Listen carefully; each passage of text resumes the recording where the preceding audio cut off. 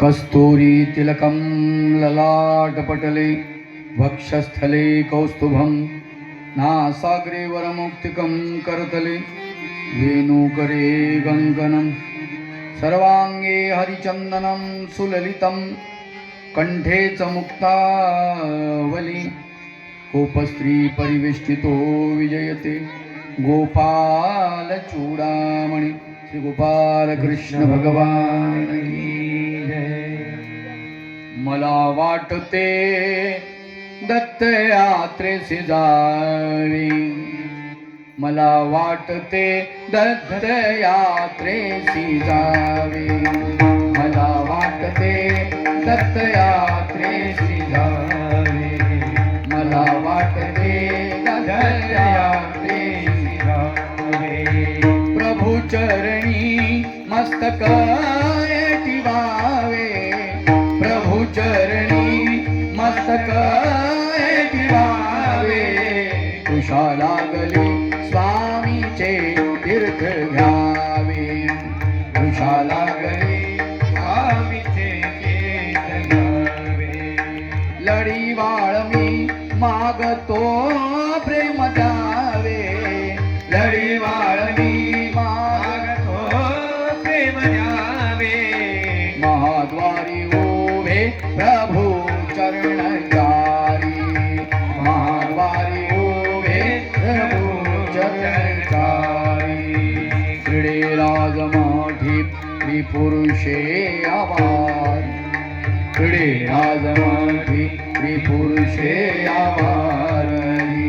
विचारुचिरा ओखाळे गोढलेसी, विचारुचिरा ओखाळे गोढलेसी। नमस्कार माझा जळा चेतनासी, नमस्कार माझा जळा चेतनासी।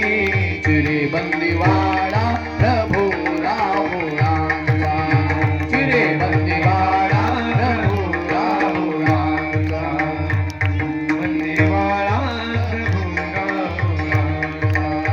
महाद्वारी थाट चहू साधनाचा, महाद्वारी थाट चहू साधनाचा। सखानंद तो देव भक्ती जनाचा, सखानंद तो देव भक्ती जनाचा, सखानंद तो देव भक्ती जनाचा, सखानंद तो देव भक्ती जनाचा। नमस्कार साष्टांग या सेवकाचा, नमस्कार साष्टांग या सेवकाचा, नमस्कार साष्टांग। मला वाटते दत्त यात्रेसी जावे, मला वाटते दत्त यात्रेसी जावे। प्रभु चरणी मस्तक ठेवावे, प्रभु चरणी मस्तक ठेवावे, प्रभु चरणी मस्तक ठेवावे। गोविंद बोलो हरि गोपाल बोलो, गोविंद बोलो हरि गोपाल बोलो, गोविंद बोलो हरि गोपाल बोलो, गोविंद बोलो हरि गोपाल बोलो, गोविंद बोलो गोपाल बोलो, गोविंद बोलो गोपाल बोलो, गोविंद बोलो हरि गोपाल बोलो, गोविंद बोलो हरि गोपाल बोलो, गोविंद बोलो हरि गोपाल बोलो, गोविंद बोलो हरि गोपाल बोलो, गोविंद बोलो हरि गोपाल बोलो, गोविंद बोलो हरि गोपाल बोलो। चक्रधरा चक्रधरा ब्रह्मस्वरूपा चक्रधरा, चक्रधरा चक्रधरा ब्रह्मस्वरूपा चक्रधरा, चक्रधरा चक्रधरा ब्रह्मस्वरूपा चक्रधरा, चक्रधरा चक्रधरा ब्रह्मस्वरूपा चक्रधरा। दिगंबरा दिगंबरा दिगंबरा, दिगंबरा दिगंबरा दत्त दिगंबरा, दिगंबरा दिगंबरा दत्त दिगंबरा, दिगंबरा दिगंबरा दत्त दिगंबरा। श्री गोपाल कृष्ण भगवान की जय, दत्तात्रेय भगवान की जय, श्री चक्रपाणि भगवान की जय, गोविंद भगवान की जय, सर्वज्ञ श्री चक्रधर भगवान की जय। परब्रह्म परमेश्वर सर्वज्ञ श्री दत्तात्रेय प्रभू भगवंताच्या अवतार दिनाचा आजचा दिवस, दत्त प्रभूंच्या विशेषावरती असीम अशा प्रकारची श्रद्धा असलेली सर्व सद्भक्त मंडळी, प्रथम तुम्हा सर्वांना श्री दत्तात्रेय प्रभू अवतार दिनाच्या शुभेच्छा. आपलं जीवन सुखमय, मंगलमय, शांततामय असं जावो. सतत आपल्या मुखामध्ये दत्त नामाचा गजर असो अशी प्रभूचरणी प्रार्थना करतो आणि कार्यक्रमाला सुरुवात करतो.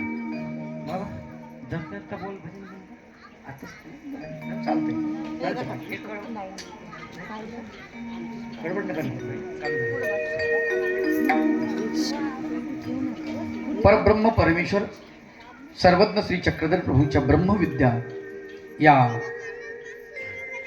ब्रह्मविद्येतलं एक सूत्र तुमच्या समोर मांडण्याचा मी प्रयत्न करतो. गेल्या 3 दिवसात म्हणजे मागचे 2 दिवस, आजचा 3रा दिवस,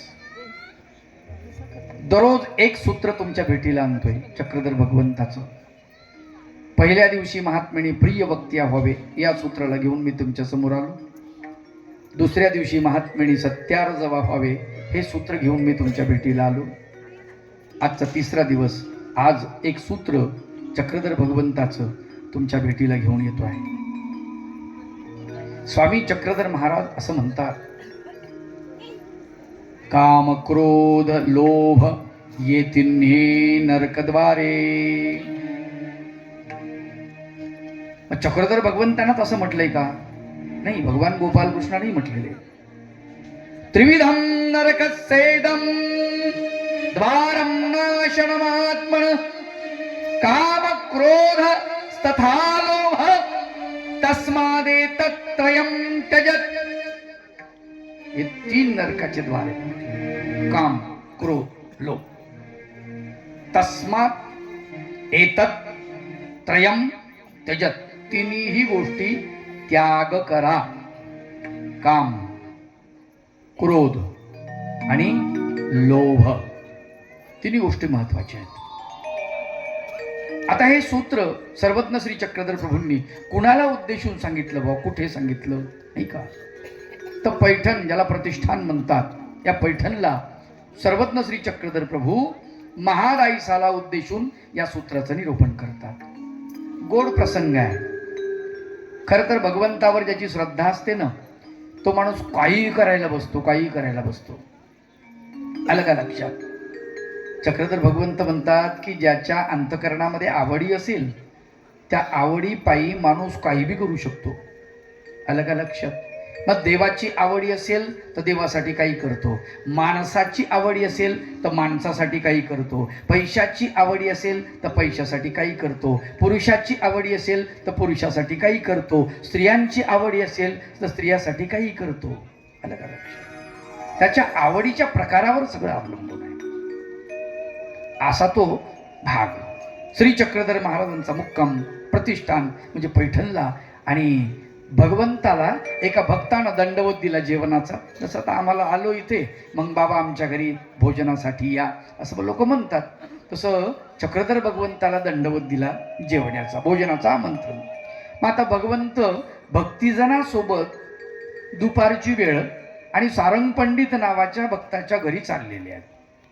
ज्या मठामध्ये भगवंताचा मुक्काम आहे तिथून निघाले आणि रस्त्यामध्ये रामनाथाचं मंदिर आहे आणि त्या मंदिरामध्ये थोडा वेळ भगवंत थांबले त्या रामनाथाच्या मंदिरामध्ये आणि सांगितलं एका भक्ताला की तयारी झाली का बघून या. आयती म्हणतात, जुना शब्द. आयती म्हणजे तयारी.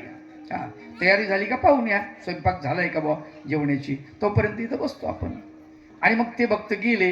सांगितलं की देव आलेले आहेत, रामनाथाच्या मंदिरापर्यंत थांबलेले आहेत आणि तुम्हाला जर समजा लगेच बोलवायचं असेल तर मी लगेच आणतो, नाही तर मग थोडा वेळ विश्रांती करतील तिथे. आता उन्हाळ्याचे दिवस, फुफुटा सगळा. पहिले काही सिमेंटचे रोड नव्हते, नाही, मातीशी माणसाचा संपर्क होता. आता तसं राहिलं नाही, मातीशी संपर्क आमचा तुटला. आलं का लक्षात? फक्त मातीशी संपर्क असणारा एकच प्राणी आहे, तो शेतकरी, पण दुसरा कुठलाच नाही. त्याचा मात्र मातीशी संबंध आहे. पाण्यात भिजतो, त्याचा पाय उन्हामध्ये तडकतो, त्याचा पाय थंडीनं कडकतो. आलं का लक्षात? बाकीचं मातीचा संबंध तुटलेला आहे. आपण घरामध्ये आलो होतो, घरी फरशा वेगवेगळ्या प्रकारच्या, इटालियन फरशी, नामकी फरशी, तमकी फरशी, पाय जमिनीवर पडतच नाही, नाही का? संडासची चप्पल वेगळी, स्वयंपाकघरातली चप्पल वेगळी आहे ना. स्वयंपाकघरात चप्पल, आता चप्पल नावाचं साधन स्वयंपाकघरात न्यायची वस्तू आहे का बरं? पण कठीण काम आहे, कोणाला काय सांगावं, अवघड असते, नाही का? सांगणे मोठं कठीण काम आहे. एका यजमानाकडे गेलो, थोडा दृष्टांत आठवला. एका यजमानाकडे गेलो, जेवण्याचं निमंत्रण. जेवण करता करता त्याच्या घरी आता पॉलिश सगळी संस्कृती, आणि मग त्यांनी ते डायनिंग टेबल म्हणतात त्याला, म्हणजे जेवणाचा टेबल, असा मोठा टेबल, ते खुर्च्या, त्याच्यावर मला बसवलं. मला अरे खाली बसून जेवायची, पालखंड मांडी घालून बसायची संस्कृती आमची. हे काय असं उंच वर जेवण जात नाही, असं पाय लोंबकळून जेवता येत नाही. आता तर ते बफेच निघालो, उभ्यानंच खा. अवघडच आहे. लोक वाढतच. इथं बघितलं गावात, मला आनंद वाटला हो. सगळ्या माता भगिनींना, बंधूजनांना, सगळ्यांना वाढतात लोक. कमाल आहे ना. काय तयारी आहे, तरुण मुलांना काय नाव ठेवायची मला सांगा बरं. एवढी तयारी करतात पोरं, सगळ्यांना वाढतात.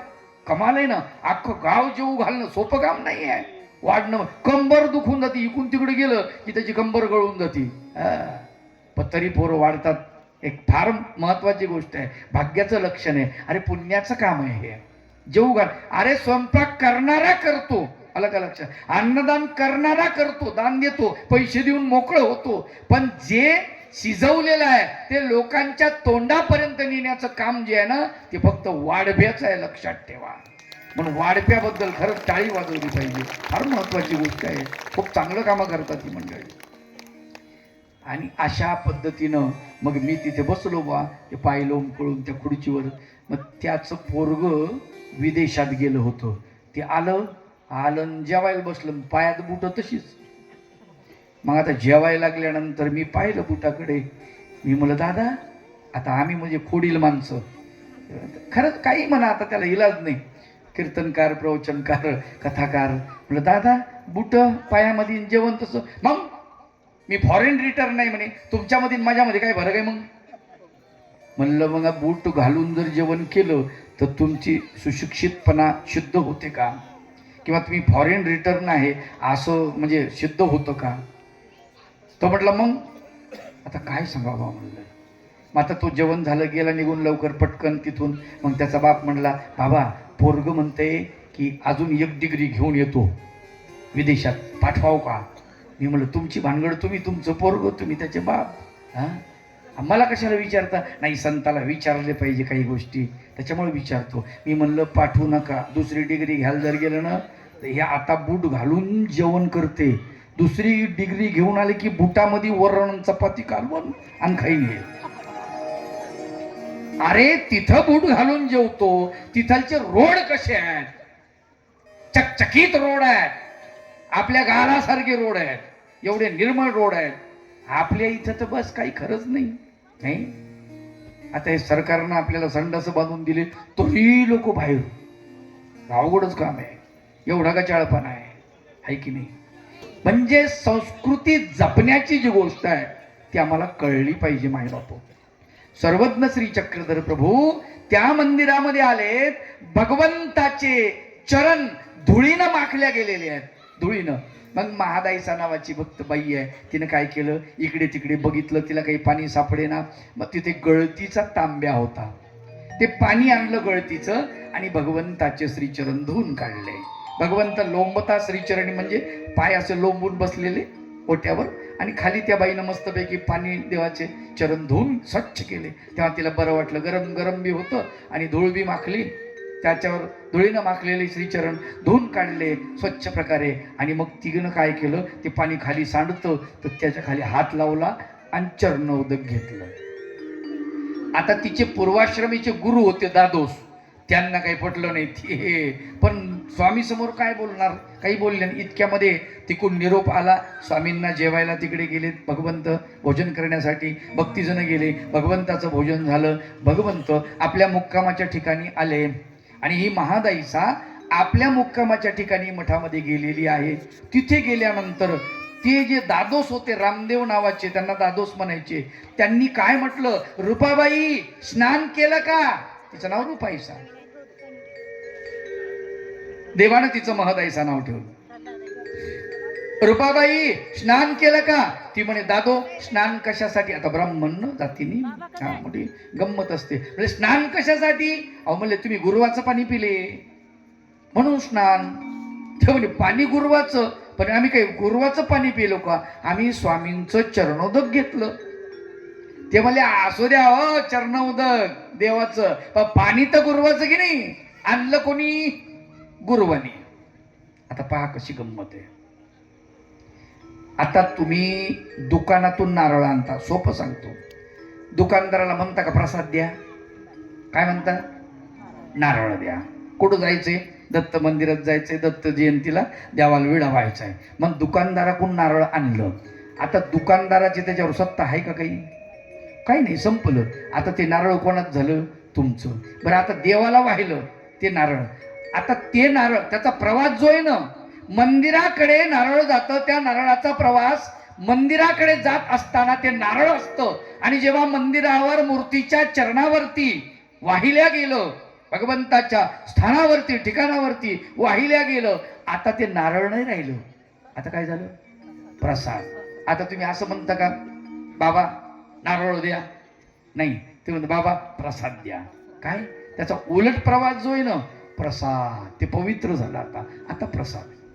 आता याला कळायला पाहिजे होतं. विद्वान माणूस होता दादोस, पण त्यानं अडवलं, त्याला काही पटलं नाही. ते पायवणी पिले बुवा चक्रधर भगवंताचं, आणि हे काही त्याला गोष्ट आवडली नाही म्हणून त्याने डिवचलं. हे सगळा भाग झाल्यानंतर तो म्हणतो की, ती म्हणते, देवानं मला वारलं असतं ना की तुम्ही ते पाणी पिऊ नका, ते पाणी कशाचं आहे? गुरुवाचं आहे. तर त्यानं काय उत्तर दिलं? देवाला काय म्हणे, जीव स्वर्गाला गेले काय आणि नरकाला गेले काय, देवाला काय घेणं ते नाही. अरे म्हणले, असं कुठं असतं का? हा, देवाला घेणं त्यांनी म्हणजे तर्क द्यायला लागला. तर्क. स्वामी चक्रधर महाराज म्हणतात, तर्क अप्रतिष्ठ. तर्क कधीच प्रतिष्ठा जोगत्य करण्याजोगता नसतो, लक्षात घ्या. अप्रतिष्ठ. मग त्यावेळेला ती म्हणते, का हो असं कसं म्हणता? आपल्या माणसाचं देवाला कळवळा येणार नाही का? हा, संतांना जर कळवळा येतो कळवळा म्हणून या, मग देवाला येणार नाही का? हा, बुडती हे जन न देखवे डोळा, येतो कळवळा म्हणून या, मग देवाला कळवळा येणार नाही का? म्हटले, देवाला कळवळा येत नाही. आपले जवळचे नातेवाईक काय, यादव 56 कोटी झुंजू मेले, मग देवानं वाचवलं त्यांना. आता तिची मात्राच बंद पडली. ती म्हणते, आता काय गोष्ट तर घरीच आहे. मग तिला राग आला, थोडासा शंका आली मनामध्ये. देवानं आपल्याला आवरायला पाहिजे होतं, घेऊ नका बाई पाणी असं म्हणायला पाहिजे होतं. म्हणून ती बाई दुपारच्याच वेळेला, म्हणजे 3च वाजले असतील समजा जास्तीत जास्त, हा तिसरा पार सुरू होण्याच्या अगोदरच गेली. उन्हाळ्याचे दिवस, दरवाजात उभी राहिली. मठाचा दरवाजा लोटलेला. तिला वाटलं देव झोपलेत की काय, कशाला ढकलावं म्हणून तिथं उभी राहिली. आतमध्ये चक्रधर भगवंत उठलेले होते. बाईसा नावाच्या, नागोबाई नावाच्या भक्तबाईला म्हणतात, बाई ते कोण आलंय बघा दरवाजा. देवा या वेळेला कोण येणार आहे बघा तर खरी. म्हणले, गेला, दरवाजा उघडला. ही बाई, अगं म्हण तुला बोलवलं देवाने, या आतमध्ये. आली. आल्या देवाला तिनं बॉम्ब टाकला. बॉम्ब. बायचं बोलणं मोठं गमतीदार असतं, प्रस्तावना कुठलीच नसते. आल्या काय म्हणली, तुम्हाला काय, जीव स्वर्गा गेले काय नरका गेले काय? आता घ्या, काही पूर्व इतिहास आहे? काहीच नाही. देव म्हणतात, बाई नेमकं काय झालं ते सांगा, मग आम्ही उत्तर देऊ. मग तिनं सगळा वृत्तांत, सगळा इतिहास सांगितला. ते असं म्हणाले, मी असं म्हणाले, मी असं उत्तर दिलं. मग त्यांनी असा प्रतिप्रश्न केला आणि मी इथं अडले. म्हणे, देवा जीव स्वर्गा गेले काय नरका गेले काय असं म्हटले ते. मी म्हणलं, आपल्याच तर वाटण ना देवाला. तर ते म्हणले, नाही 56 कोटी यादव झुंजू मेले, पण देवानं वारले नाही. चक्रधर भगवंत झोपलेले होते उकड आसनावर. भगवंत उठून उभं राहिले, आपल्या अंगीच्या पायावर केल्या. म्हणले, बाई कोण म्हणतं त्यांना आवरलं नाही यादवांना? मद्यपान नका करागा असं म्हटलं ना, पण ऐकलं का त्यांनी? ऐकलं नाही म्हणले. ज्याने देवाचं ऐकलं नाही तो देवाचा नाही. कुणी वरुणाचा, कुणी इंद्राचा, कुणी सूर्याचा, कुणी यमाचा. याच्यामध्ये श्रीकृष्ण चक्रवर्तींचा कोण होतं? एक उद्धव किंवा अर्जुन यांचं शिर जर खाली पडलं असतं ते एक ब्रह्मांड दुसऱ्या ब्रह्मांडावर आदळलं असतं म्हणाले. सांगितलं होतं म्हणले मद्यपान करू नका. वीर यादव 56 कोटी लागले दारूच्या पाठी. वीर यादव 56 कोटी लागले दारूच्या पाठी. अपसात बिघडल्या गोष्टी झुंझुनी मेले शेवटी. नाश यदुवंशाचा दारूपायी हात झाला कितीकांचा. नको नको रे घोट घेऊ त्या दारूचा. दारूपायी हात झाला कितीकांचा. नको नको रे घोट घेऊ त्या दारूचा. दारूपायी हात झाला कितीकांचा. अडवलं भगवंतानं, पण त्यांनी भगवंताचं ऐकलं का? ऐकलं नाही. लक्षात ठेवा. मग ती म्हणते देवा नरकाला माणूस का जातो, कशामुळे जातो असा प्रश्न विचारल्यावर स्वामी चक्रधर महाराज म्हणतात बाई नरकाचे 3 दरवाजे आहेत. काम क्रोध लोभ ये तिन्ही नरकद्वारी. या 3 दरवाज्यातून माणूस गेला की तो डायरेक्ट नरकात जाऊन पडतो म्हटले. अजून नरकाचे द्वार कोणते आहे म्हटले? वर्मस्पर्शे नरक. वर्मस्पर्शे म्हणजे दुसऱ्याचे दोष काढणे. आलं का लक्षात? ही अशी आणि ती तशी, तो तसा आणि हा असा. काही घेणं देणं नाही तुम्हाला. दुसऱ्याचं कशाला उकडायला लागले? काही गरज आहे तुम्हाला? दुसऱ्याचं पाकडत बसले. तुमच्यामध्ये काही दोष कमी आहे का? कबीरदास म्हणतात की दुसऱ्याचं दोष पाहता कशाला? मैं बुरा देखन चला बुरा न मिलिया को. मैं बुरा देखन चला बुरा न मिलिया को. मैं बुरा देखन चला बुरा न मिलिया को. मैंने मुझको देख लिया तो मुझसे बुरा न कोई कबीरा. मुझसे बुरा न कोई कबीरा.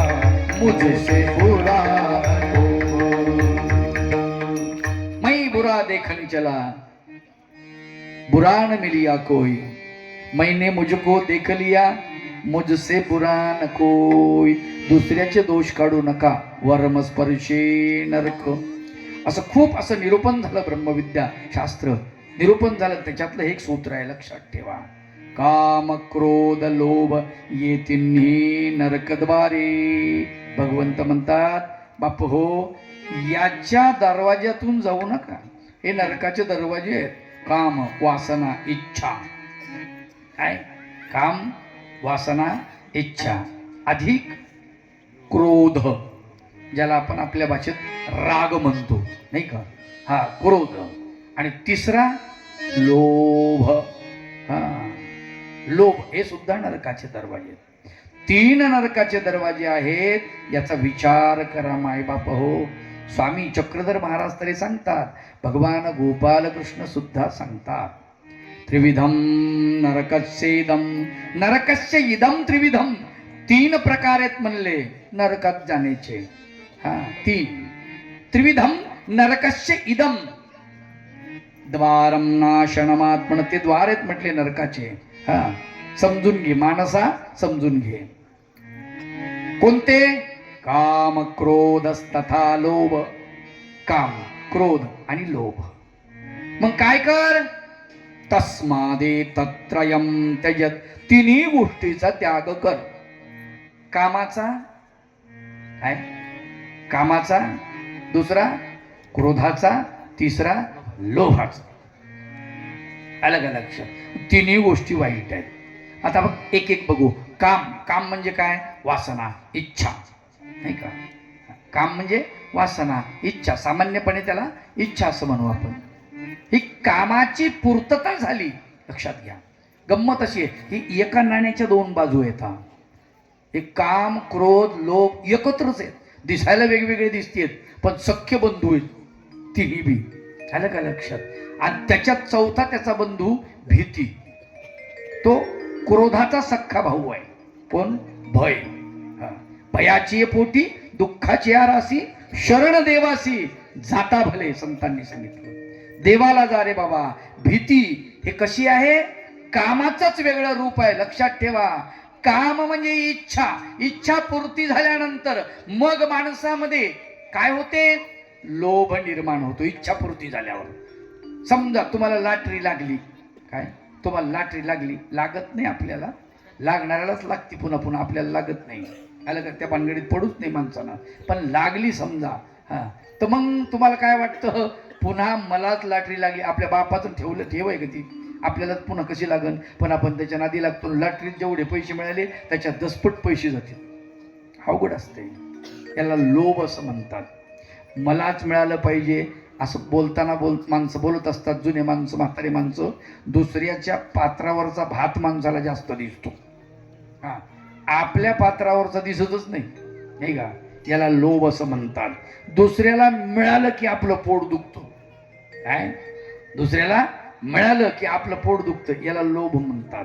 मग अति लोभ ज्यावेळेस माणसाला होतो त्यावेळेस माणसाला वाटतं ही वस्तू आपल्याला प्राप्त झाली पाहिजे. आणि ती प्राप्त करताना तो प्रयत्न करतो. त्या प्रयत्नाला यश आलं.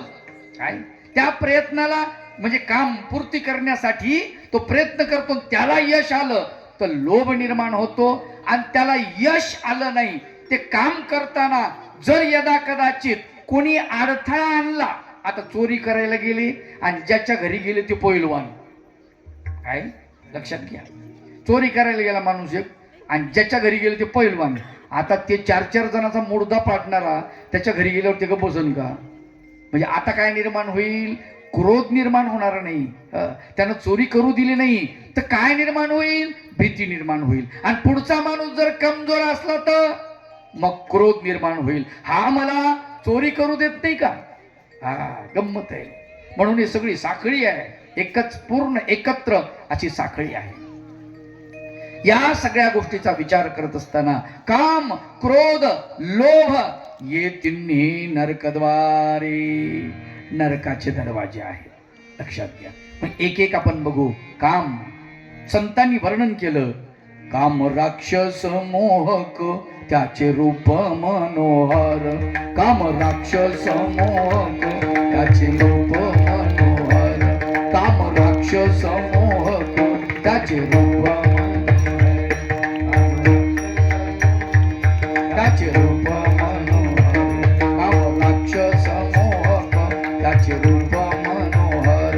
काम राक्षस त्याचे रूप सुंदर दिसतो. काम कसा दिसतो? सुंदर दिसतो. लक्षात ठेवा, कामदेव ज्याला म्हटलेला आहे, हा कामदेव इतका सुंदर होता, इतका सुंदर होता, याला एवढा गर्व झाला की माझ्यासारखा सुंदर जगात कोणीच नाही. आणि जेव्हा भगवान गोपाल कृष्णाच्या समोर आला, चक्कर येऊन पडला भगवंताचं स्वरूप पाहून. आलं का लक्षात? म्हणला एवढा सुंदर तर मला स्वप्नातही दिसलं नाही. काय? इतकं सुंदर भगवान गोपाल कृष्णाचं. तुमचं काम चालू द्या परंतु गडबड कमी ठेवा. सगळं नंतर करा ना, काय अडचण नाही. मी तुम्हाला वेळ देतो त्यावेळेस करा. म्हणजे बाकीच्या मंडळींचं अवधान तुमच्याकडे जाणार नाही आणि आपली कथा व्यवस्थित होईल. तर परब्रह्म परमेश्वराकडे बघितलं मदनानं आणि मदन चक्कर येऊन पडला. चक्कर येऊन पडला. आलं का लक्षात? जगात मदनासारखा सुंदर कुणीच नाही. पण त्याने भगवंताला जेव्हा बघितलं तेव्हा तुम्हाला सांगतो तो चक्कर येऊन पडला. अरे परब्रह्म परमेश्वर भगवान गोपाल कृष्ण दत्तात्रय महाराज चक्रधर भगवंत, इतकी सौंदर्यता आहे ना यांच्या ठिकाणी, इतकी सौंदर्यता आहे. संत म्हणतात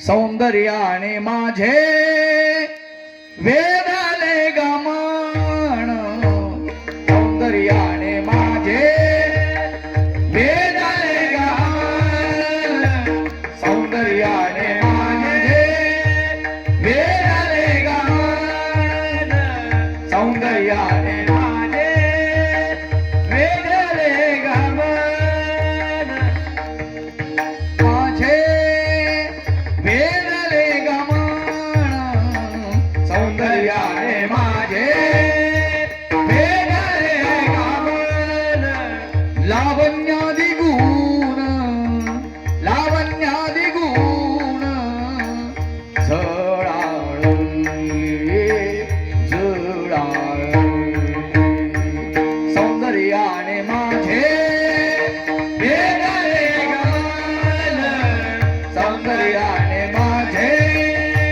वेधाले गमन, सौंदर्याने माझे वेधाले गमन, सौंदर्याने माझे वेधले गमन, लावण्यादि गुण झळाळले, त्याच्या औदार्याचे दान मी घेतले, सौभाग्य लाभले मज त्याचे. तो परब्रह्म परमेश्वर त्याच्या सौंदर्याने मन वेधले गेला. अरे गवळणी वेड्या झाल्या हो त्याला बघून. तुम्हाला सांगतो, पाहतात माणसंच नाही, पशु पक्षी सगळे भगवंताकडे जेव्हा बघतात ना, तुम्हाला सांगतो बघतच राहतात. चक्रधर भगवंत जालन्याच्या जवळ एक गाव आहे ज्याचं नाव खनेपुरी. तिथं आल्यानंतर भारद्वाज नावाचा पक्षी देवाच्या सोबत सोबत चालत आला. भगवंताला बघितलं. भगवंत पायी परिभ्रमण एकटे आल्यानंतर त्यांनी बघितलं देवाकडे. अरे हे लय छान दिसायले म्हणले. त्याला कमाल वाटली. भगवंत बसले तिथे आणि तो पक्षी समोर बसला. भगवंताला न्याहाळीत. आलं का लक्षात? चक्रधर भगवंताला काय दिव्य दैदिप्यमान तेजाळ मूर्त सुंदर अशा प्रकारची तप्त सुवर्ण काया अशी सुंदर मूर्त चक्रधर भगवंताची तो न्याहाळीत बसला. आपल्याला माहितीये की इथे जाळीच्या देवाला त्या ठिकाणी वाघीण आली, चवताळून आली की माझे पिल्ले माणसानं मांडीवर घेतले. अरे माणूस नावाचा खतरनाक प्राणी, सगळ्यात घातक असलेला प्राणी, आज त्याच्या तावडीत माझी पिल्ले धावत आली एकदम. जशी चक्रधर भगवंताची नजर झाली तसा प्रेमाचा संचार झाला आणि तिनं काय केलं, भगवंताचे चरण चाटायला सुरुवात केली.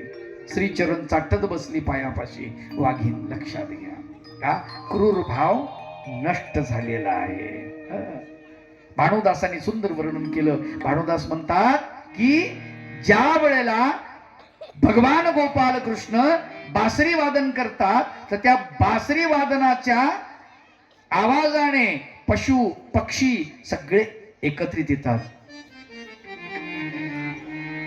वृंदावनी वेणू वाजे, वृंदावनी वेणू वाजे,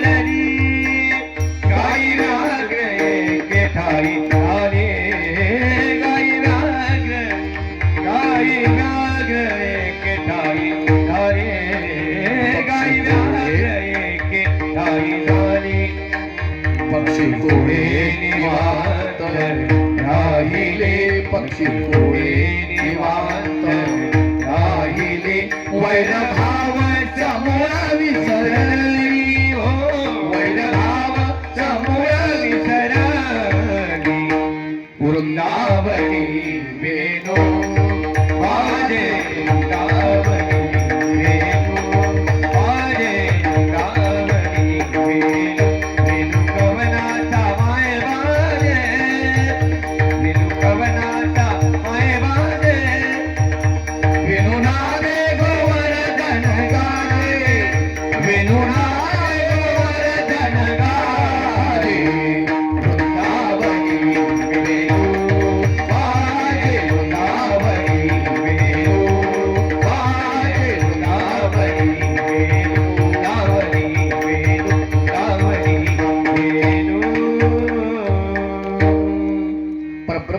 परमेश्वर भगवान गोपाल कृष्णाकडे पाहून गायी व्याघ्र एके ठाई झाली.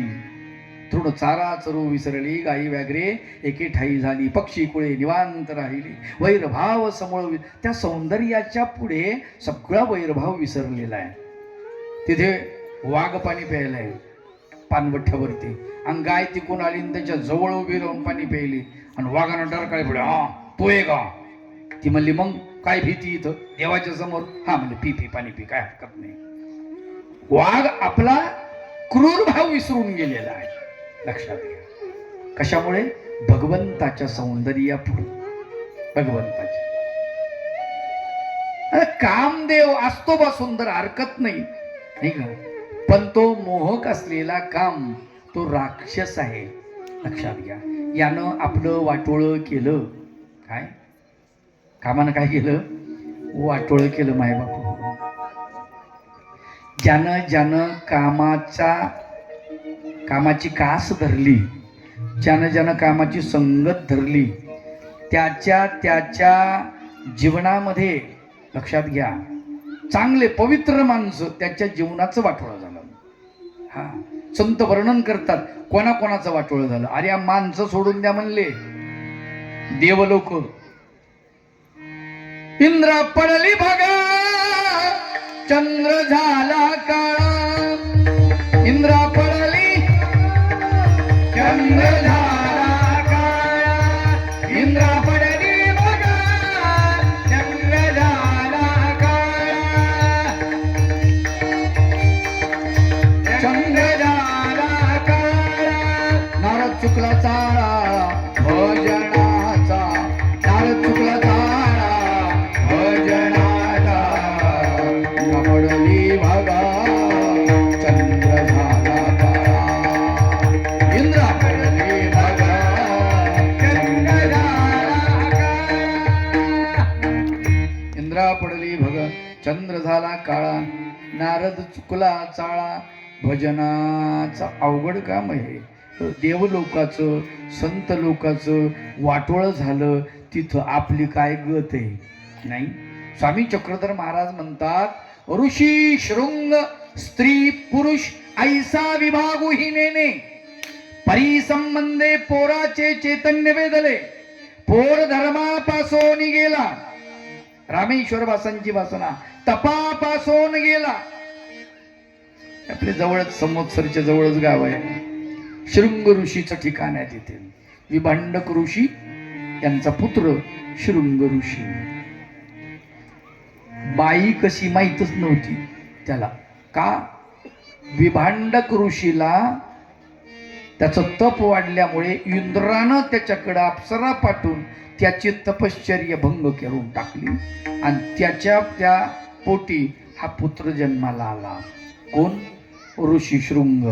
बापाला असं वाटलं स्त्रिया मोठ्या विचित्र, पुत्राचा जन्म झाला आणि माया जोळीत ते लेकरू टाकलं आणि गेलं निघून आई बाई, आणि हिला सांभाळावं लागतं. माझं तपही गेलं, बोंबललं म्हणला सगळं गोमट. आता मी काय करीन? माझ्या पोराला बाई म्हणजे काय कळूच देणार नाही. कमाल आहे की नाही?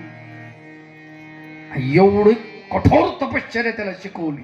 ते तरुण झालं, त्याला कळतच नव्हतं. हे जटा अशा वाढल्या, बांधून टाकल्या, त्याचं शिंगच बनलं, आणि ते काय करायचं जमिनीमध्ये खुपसायचं ते जटा, जोरात मारायचं जमिनीला टक्कर, आणि ते खुपसलं ते शिंग उरफाट उभं राहायचं. तपश्चर्याला एवढी खडतर तपश्चर्या केली. पण स्वामी चक्रधर महाराज म्हणतात जेव्हा त्यानं स्त्री पाहिली, संबंध आला, पोर धर्मापासून गेला, वाटोळ झालं, तपश्चर्या भंग झाली. आलं का लक्षात? सोपं काम नाही बाबा. हा इंद्राचं वाटोळं झालं. सिंहासन असलेला इंद्र नाही, ज्याला स्वर्गाचा राजा इंद्र, त्याला सोडलं नाही कामानं. हे का? इंद्रा पडली भगा चंद्र झाला काळा. कडासन फेकून मारलं ऋषीनी, त्याचं ते डाग पडला चंद्राला. हे की नाही? काळा बनला, त्याचं थोबाड काळ झालं. अवघड गोष्ट आहे. आणि नारद चुकला चाळा भजनाचा. नारदासारखा पुरुष, काय नारद किती महान होता माहिती आहे? त्रिकाल ज्ञानी, त्रिलोक गमनी, त्रिकाळ ज्ञानी, गत भविष्य वर्तमान. मागचंही कळत होतं, पुढं काय होणार कळत होतं, आता काय चाललंय जगात हेही कळत होतं त्याला. आलं का लक्षात? म्हणजे त्या काळातलं दूरदर्शन, त्या काळातले रेडिओ बातमी केंद्र म्हणजे कोण? नारद मुनी. एक जण मला म्हणे, बाबा नारदाला शेंडी अशी टाईट काऊन दिसती? आता म्हणलं काय सांगावं याला उत्तर, अशी टाईटच असती म्हणणार नारद शेंडी. मी त्याला म्हणलं त्याला बातम्या घ्यावं लागत होत्या ना इकडून तिकडून, त्याच्यामुळे त्याचं एरियल आहे ते एरियलमुळे बातम्या कॅच करायचं आणि सांगायचं म्हणते. काय सांगावं, कोण काय विचारलं सांगता येत नाही. कधी कधी मोठं अवघड काम असते हो. आम्हाला कोणी काही विचार, एक जण आला म्हणला लवकुशाच्या बापाचं नाव काय? आता म्हणलं एवढी सोपी गोष्ट तर कोणी सांगन ना, आहे की नाही? ठीक आहे बाबा. त्याला म्हटलं लवकुशाच्या बापाचं नाव रामचंद्र. म्हणे रामचंद्राच्या बापाचं नाव काय? माझं थोडंसं म्हणजे टाळकं सरकलं, याला करायचंय नेमकं काय? म्हणलं दशरथ. म्हणे त्याच्या बापाचं नाव काय? सनकलं. कीर्तनकार बी सनकतात हो कधी कधी. त्याच्या दशरथाच्या बापाचं नाव काय? मी म्हणलं दशरथाच्या बापाचं नाव 11 रथ, त्याच्या बापाचं नाव 12 रथ, त्याच्या बापाचं नाव 13 रथ, त्याच्या बापाचं नाव 14 रथ, त्याच्या बापाचं नाव 15 रथ, 1000 रथ पर्यंत चालू दे म्हणलं. मला काय घेणं देणे. अरे रामचंद्रासारख्या सत्पुरुषाला ज्यानी जन्म दिला त्याच्यापर्यंतच अपघात झाला ना, काही गरज आहे का? कोण एक जण आलं मला म्हणला रावणाच्या बापाचं नाव काय? मला सोयरीक करायची काय? तुला करायचंय काय भाऊ? नाही रिकाम नुसतं ज्याला काय म्हणतो आपण माहिती जमा करून घेणे, पण करतो काय त्या माहितीचं? नाही का? आम्हाला एवढीच माहिती असली पाहिजे, आलं का लक्षात, की आपलं कल्याण झालं पाहिजे. इतकी माहिती असेल ना खूप झाली. मग या नारद मुनीला त्रिकाळ ज्ञानी, त्रिलोक गमणी असा असलेला नारद मायबाप हो. फार सुंदर कथा नारदाची सांगितल्या जाते. या नारदाला दुर्बुद्धी सुचली. काय विनाशकाले विपरीत बुद्धी, अवघड गोष्ट असते मायबाप हो. आणि काम एकदा ज्याला चिटकला ना त्याचं वाटोळ करून टाकतो. त्याचं काय करतो? वाटोळ करतो हो. त्याला सोडत नाही, मरेपर्यंत त्याला सोडत नाही. या नारदानं याच्यामध्ये कामदेवानं प्रवेश केला. आणि सुभाषितकार असं म्हणतात, कामातुरम न भयम न लज्जा. जो कामातुर माणूस आहे ना त्याला भीती नसते आणि लाजही नसते, निर्लज्ज असतो तो. आलं का लक्षात? त्यानं लाज सोडलेली असते कामातुर माणसाने. नारदाचं असं झालं. गेला देवाकडे, भगवंताला. आता याने विचार केला, आता आपल्याला बायको देईन कोण? आपल्या वयाचा विचार करता आपल्याला कोण मुलगी देईल? कोण असा शहाणा माणूस आहे की आपल्याला पोरगी देईन? बा सज्जन माणूस आहे. आता तर सज्जन माणसाचं अवघडच झालं. तुम्हाला सांगतो, जे पोरग गुटखा खात नाही, दारू पित नाही, धाब्यावर जात नाही, जे पोरग म्हणजे बाहेर मोटरसायकलवर रिकामं फिरत नाही आणि शेती करतो, बापाच्या हातातलं हात काम घेतो आणि ते काम करतो, असा सज्जन पोरगा आणि शिकलेला पोरगा, अशा पोराला मुलगी देणं अवघड म्हणतात लोक. सज्जन माणसाला ठीक आहे, जमीन थोडी कमी असेल, पैसा कमी असेल, अरे पण तू दारू पित नाही ना, ही भाग्याची गोष्ट आहे ना. विचार करा माय बाप हो. पोरगी त्याच घरी द्या ज्या घरी बाप दारू पित नाही पोराचा, आई चुगल्या करत नाही. आलं का लक्षात? पोरग दारू पित नाही, गुटखा खात नाही, तंबाखू खात नाही, अशा ठिकाणी तुम्ही जर मुलगी दिली, गॅरंटीनं सांगतो तुम्हाला तुमची मुलगी सुखात पडली. पैसा काय हो, आज आहे उद्या नाही. पण असं करतो का आपण? नाही, अवघड काम आहे. नारद मुनी भगवंताकडे गेले. आता चांगल्या चांगल्याचे सध्या लग्न होईन, नाही का? पोर कठीण काम झाले. नारदाची अवस्था काय झाली असेल? मग शेवटी नारदानं विचार केला की कुणीकडे मागणी केल्यानंतर काहीच भेटणार नाही. आता मला एकच ठिकाण आहे, भगवंताकडे जाऊ. आले देवाकडे, भगवंताकडे. आता भगवंतानं पाहिलं, भगवंत सगळा जाणत आहे. तो सगळ्यात म्हणजे लोकांच्या अंतःकरणातलं सगळं त्याला कळतं, दिसतं. पुढून आलेल्या माणसाचा चेहरा पाहिल्या कळतो हे कोण्या कामासाठी आलंय. देवाला कळणार नाही का? आले आल्यानंतर नारद मुनी आल्यानंतर देवानं पाहिलं, म्हणजे यांच्या मनामध्ये काळवेंद्र दिसायले. ठीक आहे, आपण कशाला म्हणायचं काय, या नारद मुनी. भगवंतांना आसन दिलं बसायला, नारद मुनीचं स्वागत केलं. तुम्ही संत आहात, आले आमच्या घराला, आनंद आहे म्हटले, नाही का. संत येती घरा तोची दिवाळी दसरा. अरे म्हणजे तुम्ही संत माणसं, तुमचं रज आमच्या घराला लागल्यानंतर आमचं घर पावन होऊन जाईल, नाही का. संत चरण रज लागता सहज, संत चरण रज लागता सहज, संत चरण रज लागता सहज.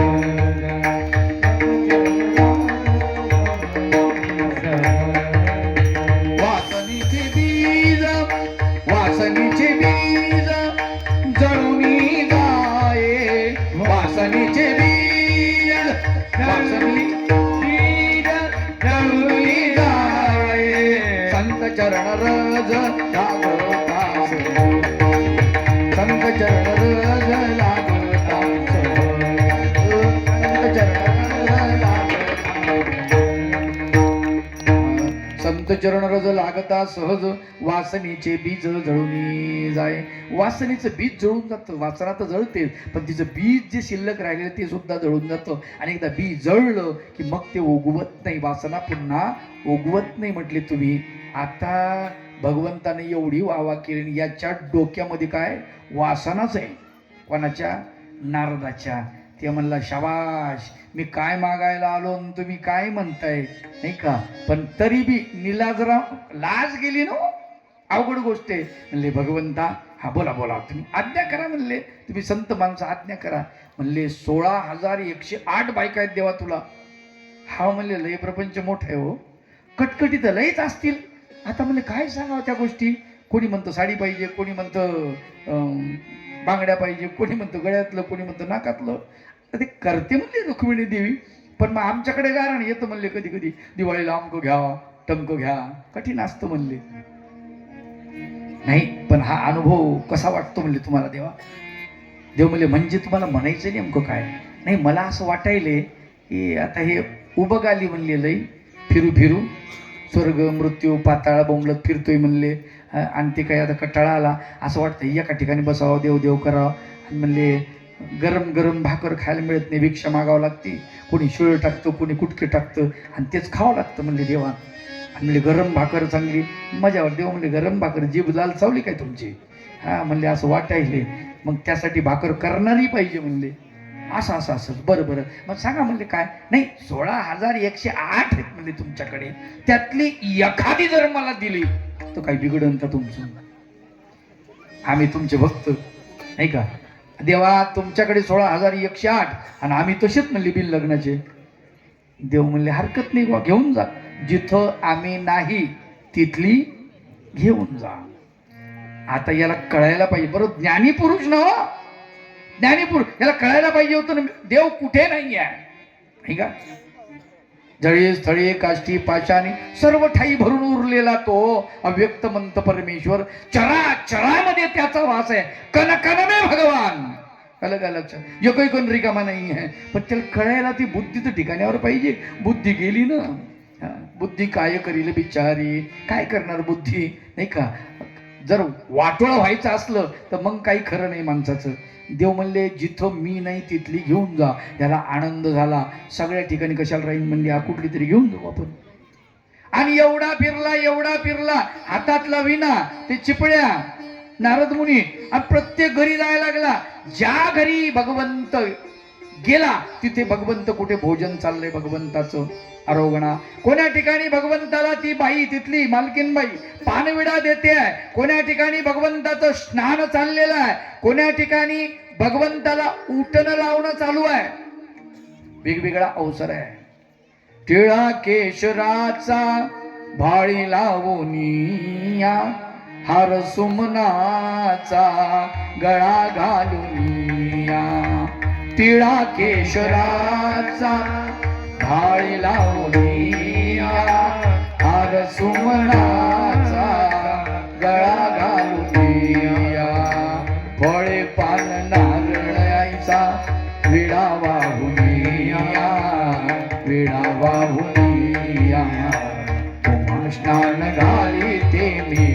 दत्त प्रभू राया, दत्त प्रभू राया देवा अणसुया तनया, अणसुया तनया उमाष्टान गाणे दत्त प्रभू राया. कुठे कुठे वेगळा अवसर, कुठे जेवण चाललंय भगवंताचं, कुठे विडा देत आहेत भगवंताला. विडा घ्या हो चक्रधरा स्वामी, विडा घ्या हो चक्रधरा.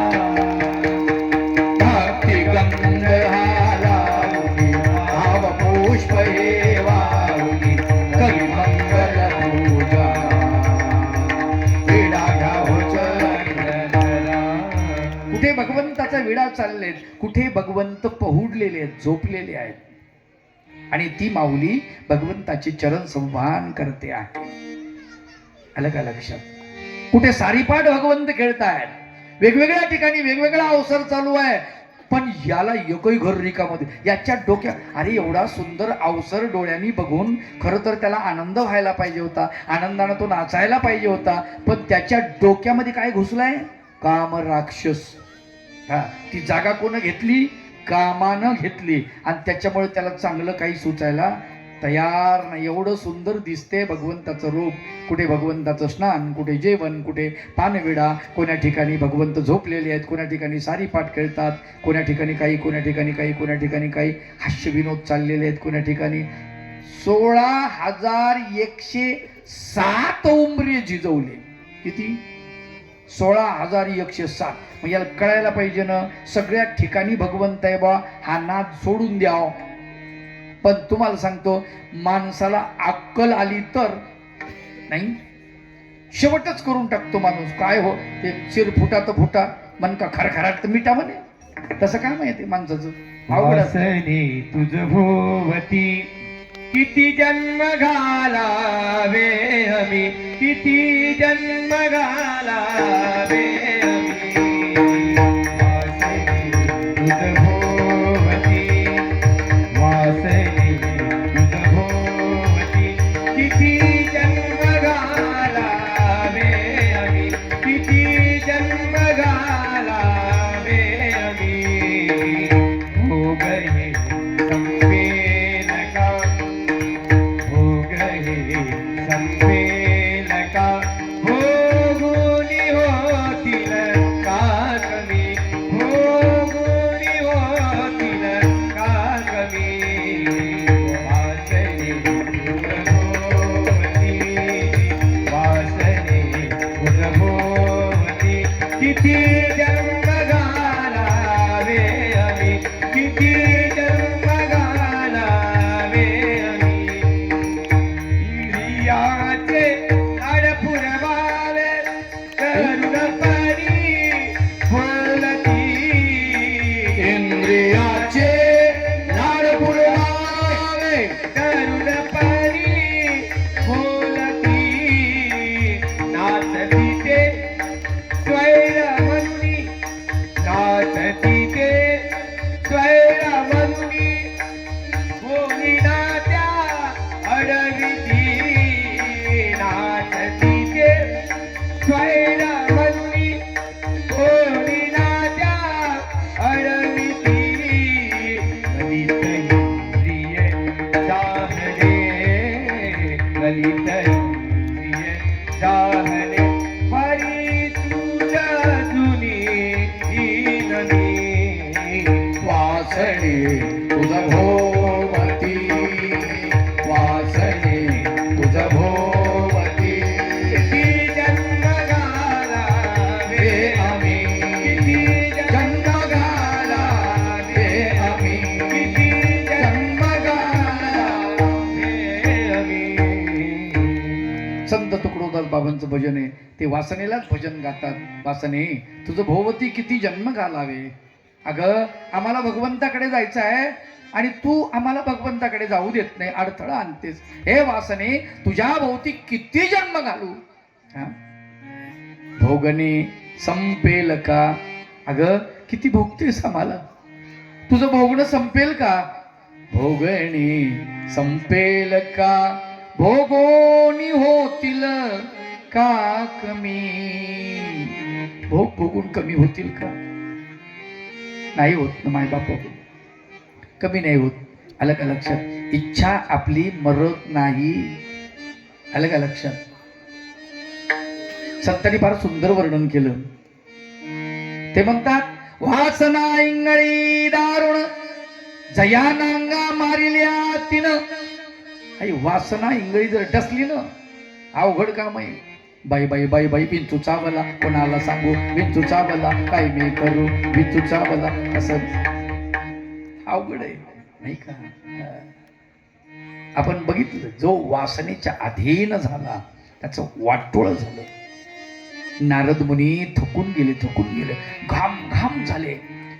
एकच घर राहिले म्हणले, आता काय एकच घर, सगळे घरी भगवंत आहे. मग ते शेवटचं एक घर बघितलं, तिथे गेल्यानंतर दरवाजात पाय टाकला. इकडे सूर्य अस्थाला आलेला आणि यांनी दरवाजात पाय टाकला. आपण आणि बघितलं तिथं ती बाई एकटीच होती. शाबास म्हणला, जमलं, आता यांना घेऊन जाऊ आपण. आता नारद मुनींनी आतमध्ये पाऊल टाकल्या आतमधली जी बाई होती तुम्हाला माहित नसन कोण होती, तिचं नाव सत्यभामा.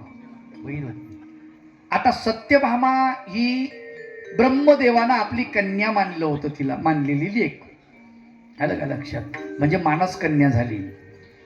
आणि ब्रह्मदेवानं नारदाला आपला मानस पुत्र मानलाय. कोण झाली? बहीण. ती काय म्हणती, दादा माय कस काय आले, डोक्यावर पदर घेतला, यानं पाय धुवा, गरम पाण्यानं गरम पाणी ठेवते.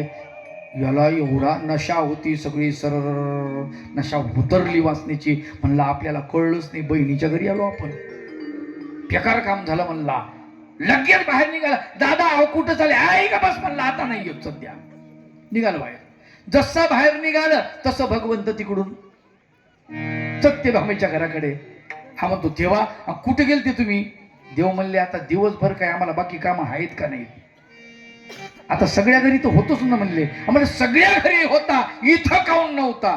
ते म्हणले काही काम आहेत का नाही, असं काय करता म्हणले. डबो दाखवलं, हे बा म्हणले आता बाहेर गेलतो फिरायला. देवा हटकून माझी खोड मोडली ना म्हणे, तुम्ही मला बहिणीच्या घरी पाठवलं. मी पाठवलं का म्हणले? तू गेला. मी म्हणलं का इथं जा, मी नाही म्हणून? म्हणे नाही तुम्ही नाही म्हणले. मग तो तुझा दोष आहे, त्याला मी काय करू? देवा मला पाप लागणार रे, आता बहिणीच्या घरी या वासनेनं गेलो. म्हणले देवा कुठे फेटले पाप? सोपी गोष्ट आहे म्हणले, पलीकडे नदी येते, तुझा बुडी मार त्या नदीमध्ये, पाण्यामध्ये बुडी मारायची, नाक दाबायचं आणि मुंडकं असं बुडी मारून वर यायचं आणि म्हणायचं नरहरी. एवढं सोपं? इतकं सोपं आहे म्हणले. पाप धुवून जाईल, बिलकुल पाप धुवून जातं म्हणले. आता एवढं सोपं असतं का पाप धुणं? अवघड गोष्ट आहे की नाही? गेला नारद मुनी, बुडी मारली, नाक दाबलं, बुडी जशी मारली पाण्यात वर आला, मुंडकं बाहेर काढता येईन, कारण सगळा बदल झाला. Total change, gender of changing, पूर्ण चेंज झालं. नारदाची झाली कोण? नारदी. आता मुळातच नारद दिसायला सुंदर होते, आता स्त्री रूप भेटल्यामुळं अधिकच खोलून दिसायला लागलं सगळं सौंदर्य. पाण्याच्या बाहेर लोक भोवताल बायान माणसं, आता कपडे काढून ठेवलेले बाहेर, लंगुटीवर पाण्यात गेलेलं, आता कुठं बाहेर येता यायलंय. म्हणला लईच कटकट झाली बा आता. हे काय बदल झाला म्हणला. आता देवा आठवाय देवय विसरलं, सगळंच विसरलं, आता कायच करावं म्हणला. लईच कठीण काम झालं. बरं लोक दिवस मावळेपर्यंत काय हटले नाही, दाट अंधार पडेपर्यंत सगळे तिथंच. एक कोळी होता, त्यानं पाहिलं बाई एक दिसायली, सुंदर दिसायली, आपलं काही लग्न झालं नाही, हिच्यासोबत आपलं लग्न झालं तर बरं होईल म्हणला. येरी भेटणं म्हणला, पोरीत देणे. लोक पोरीत देऊन नाही राहिले म्हणे. मग ही दिसायली म्हणले, हिला आपण गळ घालू, माझ्याशी लग्न कर. आता हळूहळू वाऱ्याची झुळकी यायली. बरं खालून याला मासोळ्या पिसोळ्या खेकडे फिकडे चावत असतील ना, ते काय सोपं एक काय पाण्यामध्ये राहणं. मग शेवटी ओ भाऊ, ओ दादा, ते माझे कपडे द्या. आवाजातही बदल झाला, किंगरी सारखा आवाज झाला नारद मुनीचा. आता याला वाटलं आवाज बी चांगला आहे म्हणला, दिसायलाही चांगली म्हणला बाई. म्हणला ते कपडे देतो, पण माझी बायको होत असली तर देतो, नाही तर इथंच मर. नारद म्हणलं काय कटकट झाली रे बाप्पा, अवघड झालं. थोडा वेळ विचार केला, ते बी जाईन आणि हिला काही कपडे घेता येईन नारदीला. त्याला वाटलं आता ही आपल्याला भेटलीच बायको, ही सुटली की पुन्हा आपलं लग्नच होत नाही. शेवटी नारदानं सांगितलं, बाबा दे कपडे, मी तुझी पत्नी व्हायला तयार आहे. कपडे घेतले, नेसले, अंगाशी गुंडाळले आणि त्या कोळ्याच्या घरी नारद गेले. कोणाच्या घरी? कोळ्याच्या घरी. किती पोरं झाले माहिती? लग्न बी असंच लागलं ना. ते काय लग्नाला काय आहे का? ब्राह्मण माणूस पण याचं लग्न पहा कसं लागलं. कठीण कोळ्याच्या घरी घरवात करावी लागली. वासना इतकी वाईट आहे, इतकी वाईट. काय त्याच्यामध्ये राहिलं असेल त्या प्रपंचामध्ये. असं सांगतात की त्याला 60 पोरं झाले. कोणाला? नारद मुनीला. केवढी कटकट आहे. एखाद्या माऊलीला 2-3 लेकरं असते तर तोडून खातेत तिला. नारदाचं कसं झालं असं नाही? बघा ना तुम्ही, एखादं लेकरू असतं ना, ते म्हणतं आई झालं, दुसरं येतं ते म्हणतं आई झालं. दोघाच्याही बोलण्याचा अर्थ वेगळा असतो. त्याचं झालं हे असतं, दुसऱ्याचं झालं ते असतं. किती धावपळ होते त्या माऊलीची. कठीण काम आहे ना. सोपं आहे का सांगा बरं तुम्ही? सोपं नाही ना. एक बाई एसटीत शिरली. एसटीत शिरली तर पोरं भलती विचित्र, 2-3 लेकर घेऊन शिरली. एसटी मध्ये शिरली तर ते पोरं एवढे विचित्र होते. एका पोरानं काय केलं, पाईप पकडला, असा सीटवर चढलं, पाईप पकडला आणि ड्रायव्हरच्या जवळ गेलं आणि त्याच्या कानापाशी जाऊन काय म्हणते, कोणाचा रे? अवघड काम आहे. दुसरं पोरग कंडक्टर तिकीट म्हणायच्या अगोदरच लोकांना म्हणाले ticket ticket ticket ticket. Conductor म्हणे, ओ बाई हे काय? सगळेच आणले काय म्हणे घरून? केवढं ताण द्यायला म्हणे. ती बाई म्हणे, दादा येड लागला का? सगळे घेऊन जाणं परवडतं का? म्हणले, अर्धे घरी येत. पण 2 कडी 4 पायी घरी किती याचा अंदाज नाही. कठीण काम आहे. नारदाचं कसं झालं असं? नारदानं मास्तर सारखी, गुरुजी सारखी हजेरी केली असेल, हजेरी पट, आणि पोरायला नंबर दिले असतील. नावं नाही, नंबर आहे की नाही? मग नंबर 1, नंबर 2, नंबर 3, नंबर 4. ते गेला असं संडासला, 4 नंबर कुठे रे? दुसरं मग ते गेलं तिकडे बाहेर. अवघड आहे. आणि असं करता करता सगळे लेकरं मेले. हो, किती अवघड आहे. टोटल एकही वाचलं नाही. 60च्या 60 मेले. बरं ते लेकरं मेले, तो प्रोजेक्शन डिझायनर डायरेक्टर तेही मेलं ना. ते कोळी मेला. आता ही एकटीच राहिली नारदी. किती दुःख नारदीला. विचार केला काही खरं नाही, आता जाऊ एखाद्या डोहात उडी टाकू, मरू म्हणले. काही खरं नाही. निघाली उडी टाकण्यासाठी. समोर भगवंत दत्त म्हणून हजर झाले. भगवंताचं दर्शन झालं. एवढा पश्चाताप झाला, इतका पश्चाताप झाला. भगवंताच्या चरणावरती मस्तक ठेवलं आणि डोळ्यातल्या अश्रुपात चरणावरती करून त्याचा अभिषेक केला. देवा, भगवंता माफ करा बाबा, माझं वाटोळं झालं. देव म्हणले, नारद मुनी बरा चाललाय प्रपंच? लेकर बाळ कसे आहेत? चांगले आहेत का? पतीची तब्येत बरी आहे का? देवा काहीच नाही, राख रांगोळी झाली, वाटोळ झालं म्हणले प्रपंचाचं. काहीच राहिलं नाही, काहीच राहिलं नाही. आलं का लक्षात? कसा आहे प्रपंच? नाशिवंत. नाशिवंत देह जाणार सकळ, आयुष्य खातो काळ सावधान. आयुष्य खातो काळ सावधान. आयुष्य खातो काळ सावधान. क्षणा क्षणाची करावा विचार, करावया पार भव सिंधू. करावया पार भव सिंधू. करावया पार भव सिंधू. नाशिवंत दे कळलं त्याला. कुणाला? नारद मुनीला. लक्षात घ्या. वाटोळे म्हणले काही खरं नाही. कोणी केली फजिती? कोणी केली? वासना. कोणी केली? वासनेच्या संगे नको जाऊ म्हणा, वासनेच्या संगे नको जाऊ मना वासनेच्या संगे नको जाऊ मना वासनेच्या संगे नको जाऊ मना वासनेच्या संगे नको जाऊ मना वासनेच्या संगे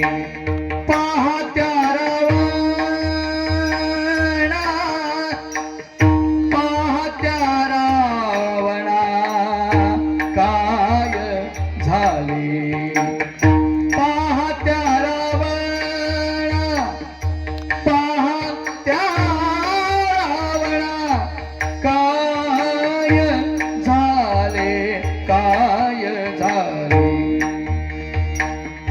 इंद्रा पडली भग चंद्र झाला काळा इंद्रा पडली भग चंद्र झाला रावणी भग चंद्रनाला वासनेच्या संगे नको जाऊ मना पाहत्या रावणा काही झाले इंद्रा पडली भग चंद्र झाला काळा नारद चुकला चाळा भजनाचा वासना वाटोळ करून टाकते माणसाची काम क्रोध लोभ येतील हे नरकद्वारे हे नरकाचे द्वार आहेत काम नरकाचा द्वार आहे लक्षात ठेवा रावणाचं वाटोळ झालं कशामुळे झालं सीता मातेला उचलून नेणे इतकाच अपराध तेवढंच त्यांनी केलं बाकी काही नाही स्पर्श केला नाही सीता मातेला लक्षात घ्या रावण लय चांगला मी म्हणतो रावण दहन जरूर करावं पण जो एक वचनी एक पत्नी असेल त्यानं रावण दहन करावं रावणाचा पुतळा कोणी जाळला पाहिजे जो कधीही कुण्याही माऊलीकडे डोळा उचलून बघत नाही माते समान मानतो सर्व स्त्रियांना त्यानं रावण दहन करावं रावणाचा पुतळा जाळावा सोपं नाही आहे आलं का लक्षात भक्त होता रावण सीता मातेला स्पर्श केला नाही तसा त्यांनी तू तुझ्या मनानं मला वर असं त्यांनी म्हटलेलं होतं पण तरी तो भाव दुष्ट भावामुळे रावणाचं काय राहिलं मला सांगा पाहत्या रावणा काय झाले किती संपत्ती होती सोन्याची लंका सुवर्णाची नष्ट झाली कशामुळे वासना इच्छा अत्यंत वाईट बरं आपल्याला तृप्ती मिळते का तृप्ती कुणा मिळाली कोणाला भेटली तृप्ती आहे कोणी असा तृप्त झालेला की बस बाबा नको आता मला नको असं म्हणणार आहे कोणी नाही आलं का लक्षात सुभाषितकार फार सुंदर वर्णन करतात की ते म्हणतात तुम्हाला तृप्ती भेटतच नाही